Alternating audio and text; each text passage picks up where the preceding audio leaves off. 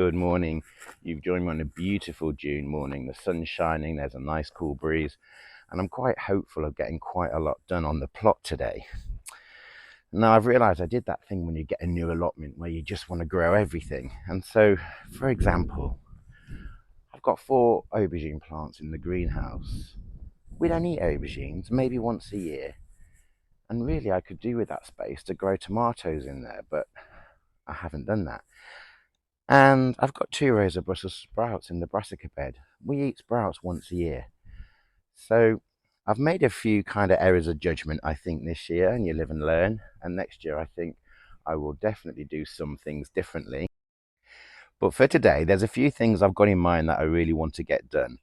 I've got tomatoes and some purple sprouting broccoli in the greenhouse, which I think are just crying out to be found a home and planted out. I'm not yet sure what I'm going to do with them all. There's some broad beans to be harvested. I wanted to get some fertilizer around the brassicas that are already in. And I think I'm just going to get going and see how far I get.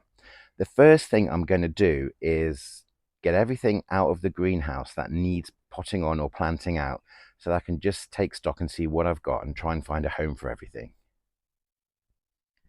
So I'll show you what I've got to try and find homes for. I've got these African marigolds and these calendula. Essentially, they're both different types of marigold, I think. And they're good for sort of decoy plants sometimes. The slugs will go for them rather than your crops, I think. And because of the citrus smell, I did read they are supposed to reduce the whitefly population, although I haven't actually seen that in effect in the greenhouse. Over here I've got some Roma tomatoes. Now I've just counted 16 of these, and we thought we'd try and use these for cooking this year. I've got 8 purple sprouting plants now. We do eat a lot of purple sprouting, but these are starting to look as if they're really struggling, so I do want to get those out today. Here I've got 4 sun gold tomatoes. Now these are beautifully sweet little orange cherry tomato that you can actually just pull off the vine and eat like sweets in the summer. They're absolutely stunning. And 1 moneymaker, which is the only one that germinated, so I'll find a home for him somewhere. And here I've got, I think, 6 honeycomb cherry tomatoes, which I saw recommended on another YouTube channel, so I wanted to give those a go. Possibly even sweeter than sun gold, I think.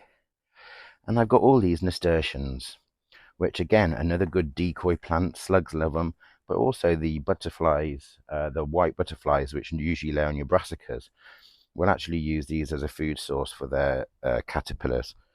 So I wanted to provide something for them, given that I am netting all the brassicas. There are a few pumpkins which I want to grow on a bit further before putting them out, given that the slugs have just played havoc with them so far that I've put out. The chilies, I think, will need potting on. They're not very big. They're in only small pots. Haven't really grown for weeks, actually, even though some of them are coming into flower. It's probably because they're feeling quite stressed. So I'll try and get on and pot on some of those at least into bigger pots. And then these sweet red bell peppers. I'm not sure if they need bigger pots or not. I think they're in 1 litre pots at the moment. We've got some peppers growing, actually. And I think I might just leave them to see what they do. There's peppers coming on quite a few of the plants. Under here, if I bring these up, these are the cornflower seeds that I sowed in my first video, which have come up within a week. They're not quite ready for potting on yet. I'll let them grow on a little bit and get some true leaves before I move those on into modules before plotting them out later in the summer. So there is quite a bit that I want to get done. I think first things first, I really need to decide what I'm going to do with the tomatoes. To be honest, I've got more than I thought I was going to have. I think the germination on some was better than I thought it was going to be. And I'm just looking at these 2 beds over here. Now, I think really, if I was going to do things properly, in a bed of this size, I would probably only put 2, maybe 3 tomato plants. But whereas I thought I was going to have loads of growing space, I've realized that at this particular time of the year, growing space is actually had a bit of a premium on this plot. And again, you live and learn, and I think next year there are definitely things I will do differently. But for example, that onion and garlic bed isn't going to be freed up for perhaps about another month. And then I've got in mind to save some strawberry runners from the strawberry bed and perhaps have that as my next rotational strawberry bed, because those plants over there are actually in their third season already. Now they're looking pretty good, I have to say, and there's a lot of fruit on them, but they do say that you do need to replace your strawberry plants sort of every 3 to 4 years because they they really reduce their cropping. Yeah, so I think what I will do is tidy up this bed a little bit, top this one up with some extra compost, move the bucket, get the weeds out, and perhaps use these two beds maybe for some of the Roma tomatoes, maybe grow some of them out here and put some others in pots in that little blowaway greenhouse there. And I think I'll probably put the cherry tomatoes in there as well in pots. Yeah, let's crack on.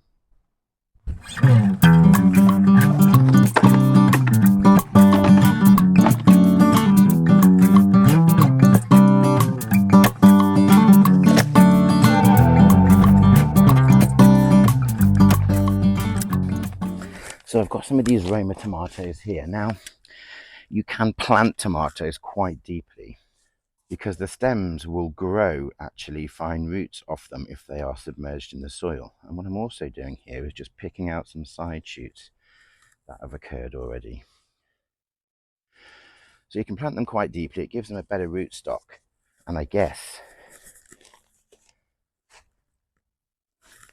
a plant that's more resilient to drought. These are actually a little bit dry, I should have watered them really before planting them out. So a plant that's more resilient to drought. But as I said previously, these beds are actually sitting on top of a very high water table. And so I think they're less likely to struggle by being planted out, whereas the ones in pots in the polytunnel will potentially be a nightmare to keep watered over summer, particularly factoring in holidays. But even the slugs have had a go at some of these lower leaves here in the greenhouse. And I will sort of interplant these with some of the marigolds and stick some nasturtiums in and just hope for the best, I think. Again, I'm just taking off the side shoots that are coming from the lower leaf nodes so that we get tall cordon plants rather than bushes. And these aren't a bush variety, I don't think. Now, 6 is probably too many in a bed this size, but as I'm going to need the space, that's what I'm going to do. Like everything, they have 2 chances.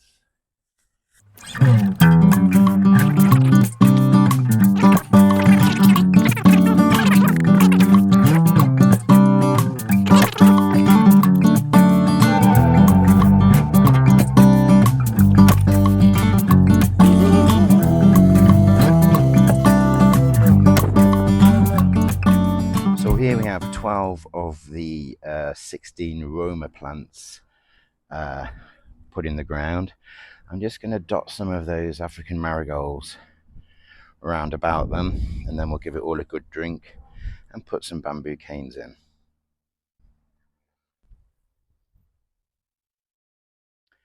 And there we have it. Now, I've not specifically hardened off any of the plants I'm putting out today. They have all been in the greenhouse with the door open permanently for several weeks now.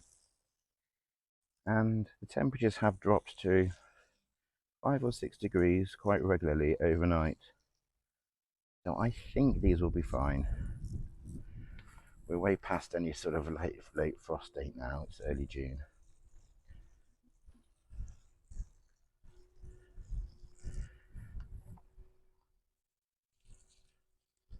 While I was in the greenhouse just now, I did have to guide an azure damselfly out of it, which had got inside. So I'm just heading down to the pond now to see if there's any activity down there.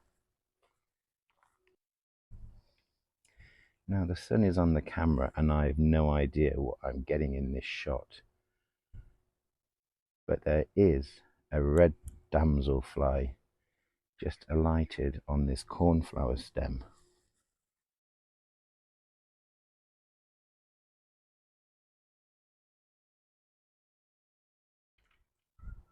And can you spot the frog?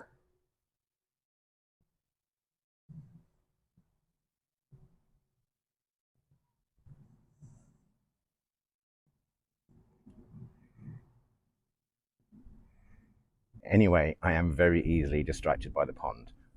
Get back to work. So there's 12 Roma tomatoes with 12 canes planted and watered in. I haven't actually tied them into the cane yet because there's not a lot of stem at the moment, but I'll do that over the next few weeks. Now, I've just been having a think about the purple sprouting that really does need to get out today. It's looking a bit ropey in the greenhouse. And I'm thinking actually this bed will be freed up in maybe a month to 6 weeks. To be honest, some of these onions have bolted and I've had to remove some flower heads, so they'll stop growing and they won't store. So I'll have to take them up and eat them soonish. But I'm just thinking about whether I can actually interplant the purple sprouting, some between this onion and garlic, and then some just between these onions. I won't be able to cover them because I don't want to cover this onion and garlic again. So that's a bit of a risk with the butterflies and the pigeons. But I could get some slug traps down to try and at least preserve them against the slugs. Yeah, I think that's what I'm going to do. Now, some of these purple sprouting plants are looking a bit ropey, as I said before, and I don't know if that's a disease, whether it's just starved of nutrients, or whether it's actually just sun scorch, as it's been in the greenhouse. Either way, they've been in these little, probably a 2.5-inch pot for way too long. So I'm going to get them in the ground. Now, they are hungry plants, and I've got here some fish blood and bone that I'm going to sprinkle quite liberally over the surface of the soil that I'm planting them in, and I'll also put some in their planting holes to give them a good start.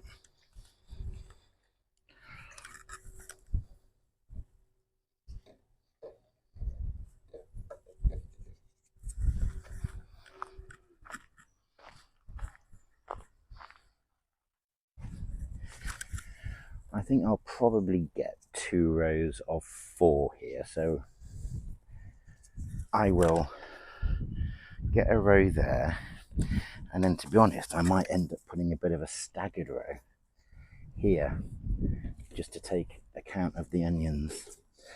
You know, it's not got to be perfect, it's only for me. And when the onions and garlic are up, I'll have space to put something else, maybe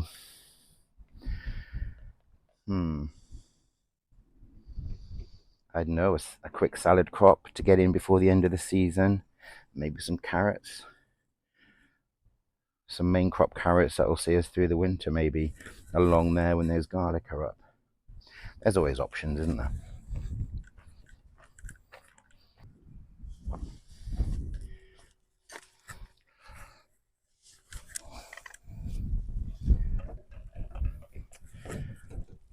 So it's going to be as simple as digging a hole,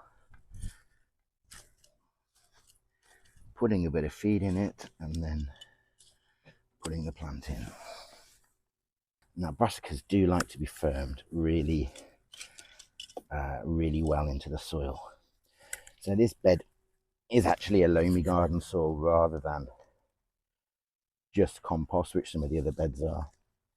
And this will hold them much more firmly in place. They don't like their roots to rock, and they do give a better harvest, I think, when they are well healed in. And then another one probably here. Again, I think everything on my allotment is probably squashed in too tight a space, really. Because when you read these seed packets and gardening books and things, you know, they reckon sometimes a couple of foot spacing between these things, but I just don't think I would have that space, really. To be honest, I guess I've got probably 18 inches or more here. Now I might just have to step over there and heel that in properly because I can't get enough pressure on it from the edge. There we go. So that's another job done. Purple sprouting in their new home, which may be less than ideal, but they may fare quite well. We can only see. I'll just give them a good watering and then crack on. I was just passing the other brassica bed here. I've noticed we've got some heads of Calabrese forming on this row here. Now, I don't think I was expecting anything from them yet, or at least for some time. But that is something to look forward to because we do eat a lot of Calabrese as well as purple sprouting in our house. So I'll keep an eye on those. And as they grow, once you've got a size that is good for cutting, if you cut it and leave the plant in, you do get side shoots growing and give you further crops. Not perhaps as big as that primary one, but still worth having. And as I'm standing here, it's a shame you won't see it on the camera, but there are pairs of red damselflies courting in the air. The male clamps onto the female just behind her abdomen with his tail clamps, and they fly around like that together for quite some time, and she'll even lay her eggs with them in that position. Right, next up, some of these other tomatoes, which are going to go in pots. Now, I've got some biggish pots which will do for tomatoes. I'm not sure that I've got enough though. And to be honest, as I look down here, I'll show you now, those honeycomb tomatoes are looking all right. They're not looking too stressed, and perhaps they could stay in there or at least get potted on into a slightly bigger pot before I definitively plant them out. Whereas these sun gold are starting to yellow, and you'll see they're flowering as well. Now, they're quite small plants to be flowering, and I suspect it's because they're stressed in those little pots. And I've still got 4 more Roma. So I'll go and see what pots I've got and make a plan. Right, so I've actually got 1, 2, 3, 4, 5, 6, 7, 8, 9, 10 of those decent sized pots. That black one might do, 11. I'm not sure if there's anything else. Well, 12, 13, those couple of more decorative but cheap plastic planters might do. Okay, cool, let's get cracking. Couldn't believe it. I've just seen the first large white butterfly that I've seen on this plot this year. It's as if that guy knew I was planting out brassicas and not netting them today. Right, so I have 10, 13 pots and 15 plants. So a couple might just have to wait a bit. Although I'm just eyeing up those dahlia pots in the greenhouse, which haven't really done much because of the slug issue. I might have to just nick a couple. So that's all of the tomatoes apart from 2 of the honeycombs now potted up. Now what I did find is that even though they've all come out of the same greenhouse, the honeycombs and only the honeycombs are all under pretty severe aphid attack. I'll see if I can show you.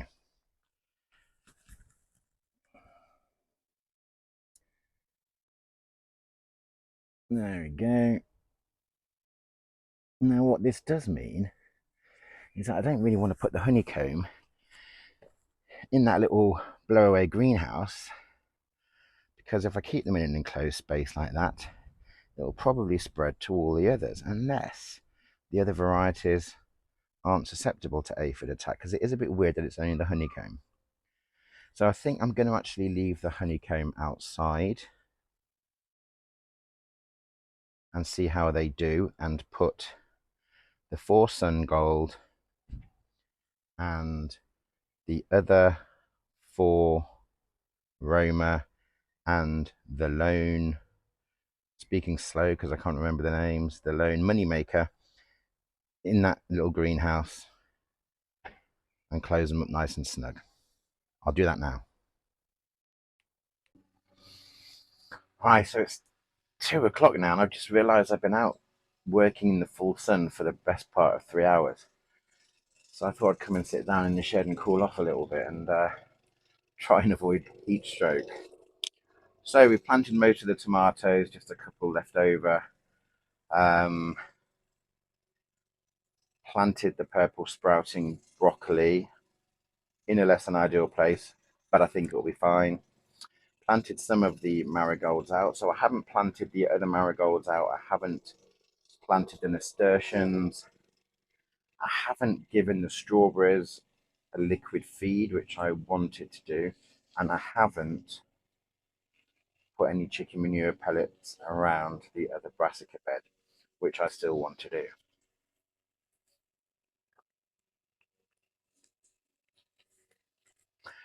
I'm just sitting here thinking, really, what I haven't done very well with the allotment is I haven't forward planned. I haven't decided what's going in the beds when crops come up. For example, when that onion and garlic bed is emptied in about 6 weeks. Yes, I've got some purple sprouting in there now, but there's quite a lot of other space in that bed that I could be using for something. And I think it would be suited to a short sort of salad crop, so some lettuce, some radishes, potentially a row of carrots or two, main crop carrots that I would lift and store over winter. Uh, and of course, the broad beans are almost over. Now, we haven't really had much of a harvest of the broad beans yet. I took a handful home, which I thought looked big enough and which the slugs were starting to attack. And I got them home and shelled them, and they're literally the size of peas, not even a spoonful from about 6 or 7 pods. But I have put those in the freezer because I'm like, I don't want to waste them. I grew those. So when I harvest some more board beans, which I will probably do today on my way home, I will freeze them all together, and then when we've got enough for a meal, we'll make a meal out of them. What else? Just looking around the plot today, things that I think are doing really well are the strawberries, most of the garlic, and the parsnips are coming on nicely. The brassica bed is looking really good. What I think is a bit slow, and I think perhaps I put them in a bit late, are the potatoes. So I've got a first early, a second early, and a main crop of potatoes. But even the first earlies, which have been in probably a couple of months now, probably only have about 5 or 6 inches of growth on them. So they really haven't taken off. Now, what I don't know is whether it's to do with the growing medium that I've put them in and the compost that I've used. Because I bought a bulk bag of compost, which was quite coarse. You can pay more and get a sort of I guess, a filtered, much more fine compost. But I thought, well, spuds won't need that, and they're pretty robust, and I thought I'd get away with it. But I'm just not sure they're liking it in there with that compost.